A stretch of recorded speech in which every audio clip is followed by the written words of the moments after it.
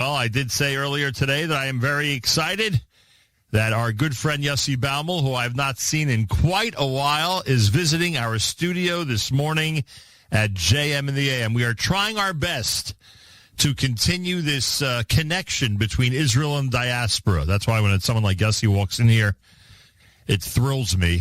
And we're also trying our best to continue on the theme of the future of the Jewish people is in the state of Israel. And Yossi Baumol is someone who realized that decades ago. Yossi Baumol, a pleasure to welcome you back to JM in the AM. Good morning, Nachum. It's really a pleasure to be here. It's been a while, and I miss you. I appreciate that. And I don't think we've seen each other in person since the loss of your daughter. So I take this opportunity to, on behalf of everybody, because this is one big family who knows you very well over the years, to accept our condolences and only smachot in the future, Baruch Hashem, or Bezrat Hashem, I should say. Thank you very much. Bless all the people so many people are missing their children this past 2 years. 100%. You always have an interesting perspective on things. It sometimes leads to conversations where I don't always agree with you, but I always say you always have more information and you know the facts on the ground better than I do. So I always defer to your opinion. And I'm curious, now that we are at this point 2 years later, and there is some peace in the air, we'll at least agree on that. I'm curious what your perspective is on what's been going on since October the 7th of 2023. Look, the way God gets us to move out of our comfort zone is to make us uncomfortable. And boy, we were made uncomfortable on October 7th. I think the two lessons, they're really the same lessons for both diaspora Jewry and Israeli Jewry. The land of Israel is crying for us to come home. And throughout the world, the Meshech Chochmah says that the cycle of Jewish life is that we move to a new place and we have no money and we have no Torah and we build ourselves up and we have more money and more Torah. And you know what's going on in this country, do you? Yeah. And then we think lots of money and lots of Torah here now. And we think we're smarter than our previous generation. Yep. This is what he says. Yep. And then a storm comes and uproots us from the place we've been for 100 years or so. And then we have to go to a new place until we realize we have to go to Yerushalayim. And he wrote that in Germany in 1927. Yep.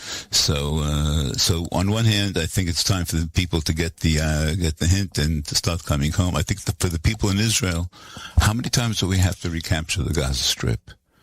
Don't we get the hints? God's name is Yud Kei Vav Kei because he expresses himself in history. And in history, we see that the dictator Assad emptied out southern Syria out of millions of people because of his attacking his own people. That area is empty, and it threatens us. And southern Lebanon has been emptied of a lot of people, and it threatens us. And again and again and again, we don't get the hint. The Jews who live in Israel also have to go home to Israel, to the larger Israel. This is, I think, what's happening. That's my personal opinion, nothing to do with my work or anything else. These opinions are strictly those of Yossi Baumol. I think that's what's happening. And every day when we daven, we see the order of the redemption. Right. And one is Baruch Aleinu, economic success. The next one is before that. Yeah. Then there's the Tkab B'Shofar Gadol Achotenu, in gathering of the exiles. Right. And then the next one is Hashiva Shoftenu K'Berishon. As you know, there's a very big judiciary crisis in Israel right now. Right. And that's a step in getting things back in order. And then the next step is Baruch Atah Hashem. If we get that straightened out, then we can defeat our enemies. And the truth is, the next one is Allah Tzadikim, Allah Chasidim. We have to solve the problem of how we bring together the different parts of the Jewish people, and we make sure that Torah is to continue to be studied, even though we need terribly more soldiers. So that's basically what's going on. Of everything you mentioned, that may be the issue that someone like yourself struggles with the most. Look, I look at it from 2 points of view. From a moral point of view, I think it's clear that, well, let me put it this way. I agree with the greatest posek of the Haredi world who said, the Chazon Ish, who said that anybody who doesn't learn Torah and doesn't go to the army has a din of a rodef. That's really strong talk. You may remember that some crazy people said that about Rabin. Yep. And I see this now, that people are learning Torah who are being arrested because the other guys who are not learning Torah are not going to the army. Correct. So, I mean, I have a simple solution that'll pass the Supreme Court, but I'm not sure they're going to listen to me. You want to share with us or not? Well, very simple. Anybody who learns Torah should be given all the rights of a combat soldier, but we'll give him like 2 years till he's 20 to figure it out if he wants to learn or not. But from age 20, whoever's not learning full-time combat time in Torah has to go, should go to the army. Right, because once someone is 17, 18, 19 years old, we get the feeling about whether they're serious about their Torah study or not. In the religious Zionist world, we have Hesder for that purpose. We have the pre-military academies for that purpose. And then if somebody comes and says, I would go to the army, but my rabbi says I'm not allowed to, he's a conscientious objector. Conscientious objector should lose a lot of rights. I'm not sure if they should take away the vote or not. And I'm not sure they should be incarcerated, because I think that move... Oh, for sure not. You can't force people. Correct. That was a big mistake they made, starting to jail. It's not a mistake that they made, the government. It's a mistake that was forced on them by the courts. Right, correct. And it's the whole campaign is funded by foreign money and... Really? Yeah, it's part of the attempt to break down Israel's will by breaking down the prime minister that we chose. So. Wow, unbelievable. Yossi Baumol's here. Do you know that we have a son in the IDF? I don't know if you know that. I didn't know. We have been we've been separated for a while. Yeah, wow. Yeah, we have our youngest is serving as we speak. So it seems from what you've handed me here that you're still working very hard on behalf of the Makor Chaim Educational Institutions. That's correct. When we did our program from Kfar Etzion in our old campus 8 years ago, the picture you're looking at it was an empty field, and today we've built up a tremendous, beautiful campus. There's a lot left to be done. We moved in 3 days before the war, literally. We had our Chanukot Habayit during Chol HaMoed Sukkot, and all construction had to stop, and naturally fundraising was diverted to the causes connected to the war. Yep. We have a lot of stuff that still needs to be done. We have students. We built 2 beautiful dormitory complexes, but we had to drag some old caravans from Kfar Etzion for the senior year because there's not enough room, and it's dangerous to live in a caravan in a war zone. We were firebombed a few weeks after the beginning of the war. The mikveh is not finished. We have we have handicapped teachers and students who have a very difficult time getting to where they have to go because we don't have the 2 elevators that we need to build. And our students came to us and asked us for a workout gym, because they want to go into the army and want to prepare properly. These guys are sitting and learning all day long, and all of a sudden they got to go to the army, so they want to prepare. So these are all projects that we're working on. So that's what brought you to the U.S., huh? No, not really, actually. Really? No. In order to raise money for the campus, I had to make a Rosh Yeshiva of Dov Zinger famous.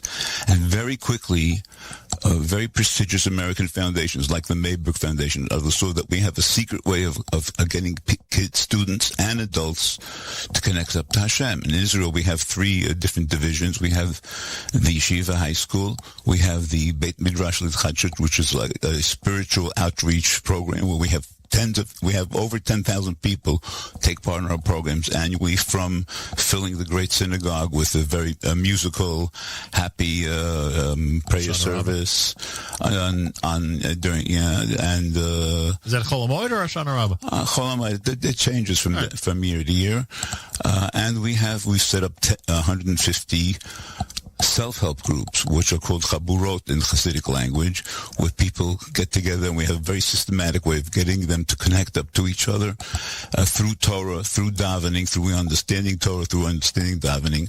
And this has spread like wildfire. We have now 25 schools from Australia, Mexico, United States, Canada, and England who are involved in our various programs.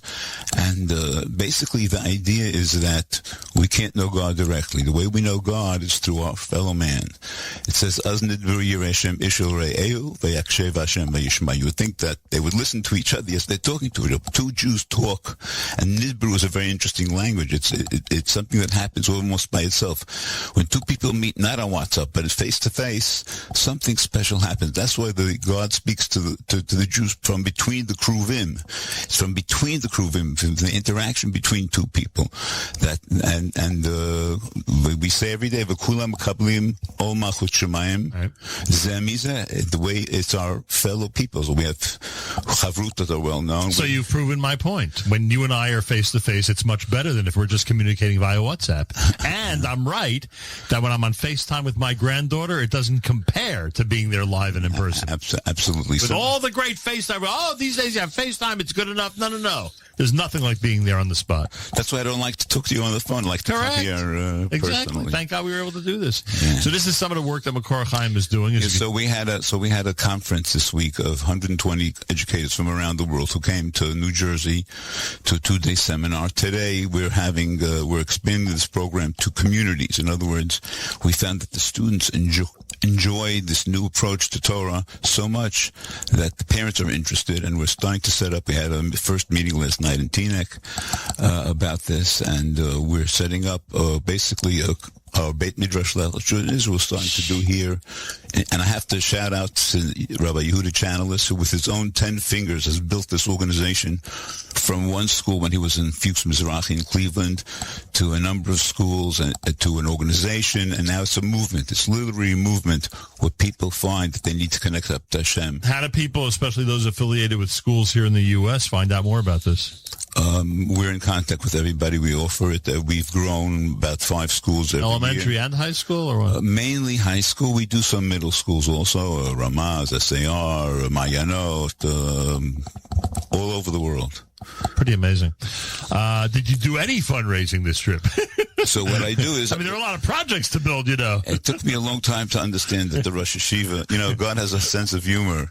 He likes to curse important organizations. If a rabbi doesn't have anything important to give to the world, he doesn't have any financial problem. He sits in the corner with his students and he teaches. But if somebody has a message to the world, he challenges them with financial challenge. In our case, that's how it works, huh? The building. It works with your children also. In order to make a living, they have to find out what they're really good at. Interesting. So God drags us out to fundraise so that we can come in contact with various communities, and this way they get to know our Torah, and that's what's happened over here. It's like an amazing thing. And thank God our work throughout the world is all funded by various foundations. In Israel, we still have to raise the money. At least in the meantime, it's funded. And in Israel, we still have to raise the money to finish off our projects that we've been working on. Yossi Baumol's here. How many students are on the campus that I'm looking at in this photo? It's now December. It's typical middle of the school year. How many students are there on the campus? We have 320 students, and we can't take more because we don't have more dormitory buildings. And is Makor Chaim next to Derech HaAvot, or on the ancient Derech HaAvot, as you call it, next to Neve Daniel? Is that related to the Makor Chaim in Jerusalem? Our yeshiva takes its name from the street it was founded on by Rabbi Steinsaltz, Makor Chaim, and there were other institutions that were founded, so that we're not really connected that much to the elementary school, but there's something similar. I was there not long ago. We have our monthly Rosh Chodesh tefillot in various places, sometimes even in secular schools, and we were in Makor Chaim about 2 months ago. All right, so how many decades ago did you make the decision or did you come to the realization that the future of the Jewish peoples in the state of Israel? When did you permanently move to Israel? 48 years ago. 48 years? 1977. Wow. Yeah. And when you look back on that decision? What can I tell you? I have the families of 9 grandchildren living all around. Give me some examples of cities where your children and grandchildren. Well, my daughter passed away, lived with her 6 children in Negahot, which is south. Negahot? Yeah, the south of Hebron. I have a son who lives in Kiryat Arba. I have a daughter in Bat Ayin. I have 3 kids in Tekoa, a kid in Sde Boaz, which is an extension of Neve Daniel. I have 1 kid who lives out in Zichron Yaakov, but everybody else lives in that general area. And guess what? We left that general area. We moved to Yerushalayim about a half a year ago. That's funny. When you have a house with 8 bedrooms and there's nobody there anymore, and you can rent it out. Time to downsize. Right. So many years ago, we bought a very small apartment in Arnona, and we're living in Yerushalayim now. It's still almost just as close. I go to learn with my grandson in Tekoa. Oh, you're right there. You're in southern Jerusalem, so you're right near the Gush. Yeah, it's not a far move. And what's happening in Tekoa? Because I remember the times or the days where it was just a few people and limited number of families. It's well over 1,000. I have to tell you, my son Mordechai Yitzhar, who's a musician. Of course. So on the side, he set up this. The government is allowing people to set up farms and other outposts as long as you don't build actual settlements illegally, And he legally set up this like a concert venue out in the desert. Officially in Tekoa? It's this area between Tekoa and Ma'ale Amos. There's a whole chain of things like this. I have a grandson who owns a donkey and 23 sheep, and we did Peter Rechem during Sukkot. I'm the great-grandfather of a donkey. But there's tremendous, I can't explain to you, this is happening throughout Yudan Shomron, and I don't like to talk about it too much because, it's better. Well, here you can the talk blessing about it. comes from, and in Hebron also, I'm very close with Malachi Levinger, and I'd say maybe once a month a new house is either bought or legally we spoke about that a few weeks ago. It's amazing. And what's happening, I'm not forgetting about the whole thing of sovereignty. I think Bibi doesn't want sovereignty. He wants the headache of having to pay for the health of another 2 million people. I don't agree with him because I think security comes from them knowing that we're not going anywhere, and that's sovereignty. But there's just tremendous things going on. B'tzal Smotrich, Orit Struk are doing such wonderful things, and the land is being settled all over. There's a chain of these places connecting up Ma'ale Amos and Tekoa and throughout Yudan and Shomron. It's really, really amazing. Just incredible. And those of us who didn't make that decision 48 years ago, we don't realize what we're missing out. The question is, you want to sit in the bleachers or you want to play the game down on the field? That's the difference. As Rabbi Riskin always says, is Israel your Disneyland or your homeland? Correct. Hashem should send them a refuah shlema. Yeah. Boy, oh boy. It's America's one and only Jewish Moments in the Morning radio program, heard on listeners-sponsored digital radio around the world, the web at NachumSegal.com on the Nachum Segal Network, and of course the beloved NSN app. Yossi Baumol visiting us from Israel, talking a little bit about Makor Chaim. So what do we want to tell people today? Should they go to a website? Should they get more information? Go to the website, Makor, MAKORCHAIM.org, and all the information is there. Now, it's no secret that that end-of-year vacation is coming up for a lot of people. They're going to be heading to Israel. It's no secret that in January we have what we call midwinter vacation, which LL, of course, has discovered. That's why prices go up in mid-January. Yes. He said it publicly. In February, a lot of folks are off, midwinter again, but postponed till the President's Day weekend, et cetera, et cetera. And then, of course, Yossi Baumol, we have the amazing Purim and Pesach coming up as well. So a lot of people are going to be visiting Israel. What if they want to come and see the campus of Makor Chaim? Go to the website. You can find my contact information there. Or I'll say the number 917-929-8525, 917-929-8525. Reaches me here and in Israel. And we're happy to show you around. We have people, we have people from all over the world. We have a group of Satmar Hasidim who came with their wives to visit the yeshiva. Where were they from? I don't want to go into details. No, but meaning the New York area? They were from America? Yes. One of them told me that the Satmar Rebbe said that the state of Israel wouldn't last 70 years. Therefore, this is not the state of Israel the Rebbe was talking about, and therefore they could come. And I think this is the way really to unite the Jewish people, the various sectors, is by reaching out and by dancing with them and having them come. And it's just an amazing thing that we have. We have groups of Americans. We had Yeshiva Flatbush came to visit us. They had a kumzitz in our... Oh, they're back and forth all the time. Yeah, and it's just amazing how people are hooking up to Israel. People miss it. They know that they miss it.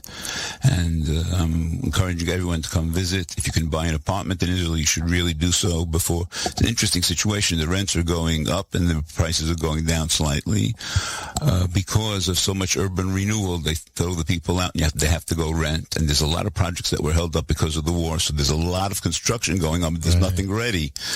So.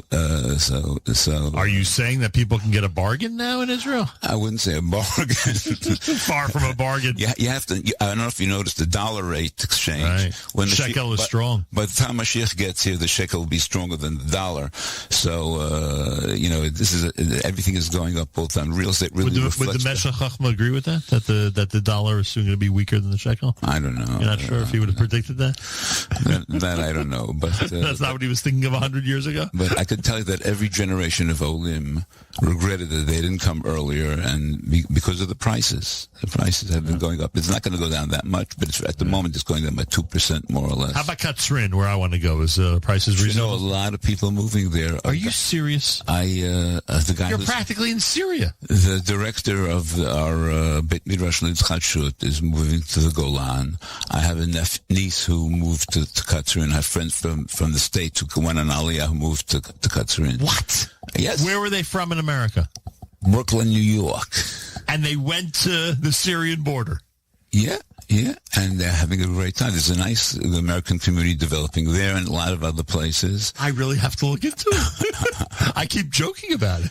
Do you Tzvi Bar Levav? Yeah. He lives in Katzrin. Holy cow. So I'd have nice neighbors. Yeah, absolutely. Yeah, but from the beginning, I always told my wife that, we gotta live near Yerushalayim because we want to see our friends from the States who come. They're not going to go all over. They're going to be close to where they come to. So. Well, that was the attraction because my friend who lives in Katzrin said to me, if you come here, you'll have so much space, which I know you love, and nobody will ever visit you. So that was his pitch to me. Yeah, exactly. We'll see if it ends up working. Yeah, but the new Anglo communities, we rented out with friends for a year an apartment on the beach in Ashkelon. There's a beautiful community that built a tent. We know New Yorkers who are building. A lot of people went there, and there was a little shul there. They built the city let them build a big tent. Within a week, 300 people are davening in that shul over there. And I gave the Shabbos Shuvah drasha there in English. Holy cow! The nerve. But this is what the Gemara tells us, that if you hear the Babylonian language in Israel, it means Mashiach is coming because the foreigners are coming back. So you hear French and all that. And there's plenty of languages now in Israel. Yeah. Russian, French, English. Unbelievable. Yossi Baumol, anything else you'd like to add, sir? I just want to say that Yaakov Avinu had a struggle with the Ish, the angel, and we got our name from struggling. Yisrael means we struggle. We struggle even with God, and that's the session we did last night about when do we beg God for something, and then when we fight with Him for something. And the reason that Yaakov was injured is because you can't connect up two smooth wooden blocks. But if somebody's missing something, if there's something, it's like Rabbi Nachman says that there's nothing as whole as a broken heart. Right. If you are missing something, someone else can connect up to you on a personal level, in a chabura, as sectors of the Jewish community. And we have to understand that these challenges and these pains, and I take this even personally, means for us to struggle and to understand that we have to get closer together and move forward in building the Jewish people in the land of Israel. Wow, very inspiring. Baruch Hashem, you stopped by today. The future of the Jewish peoples in the state of Israel. This is the new everlasting theme of JMN. This is where we've graduated to. We've done a lot of work in the last 43 years. Yes. This is the theme, to remind everybody who listens the future of the Jewish peoples in the state of Israel. And you can work remotely.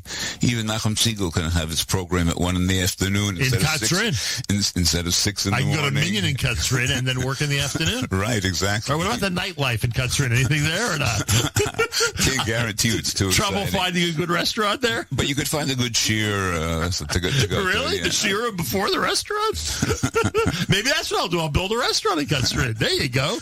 Get Dougie to help you out. There you go. He'll definitely have an idea for me. Makor Chaim, if you're visiting Israel at any point in the next few months, we know a lot of people are going in December, a lot of people are going in January, and thank God a lot of people are going in February. If you'd like, you get in touch with Yossi Baumol, 917-929-8525. He even invites you to WhatsApp him. He'll allow you to add him to your contacts contacts, rather. Imagine that, and just be in touch. And you will see a beautiful campus. We were there, and I know we were there when it didn't look like this, but the whole area is just incredibly beautiful. And if Yossi takes you on a tour of the campus, there's some bonuses, because you also go around and show some very nice historic sites. That is true. It's an afternoon well spent. But in addition, we're doing spiritual tourism. People come to us for sessions and tremendous programs, and be in touch, and we'll love to connect up. That's what we're all about, connecting up. Amazing. The website is makorchaim.org, M-A-K-O-R, chaim.org. Yossi, Toda Rabah. Thank you very much, Nachum. It's a really pleasure to see you again. It's phenomenal to see you, and thank you so much for stopping by. More coming up. Thank you. It's Tuesday, and it's JM in the AM.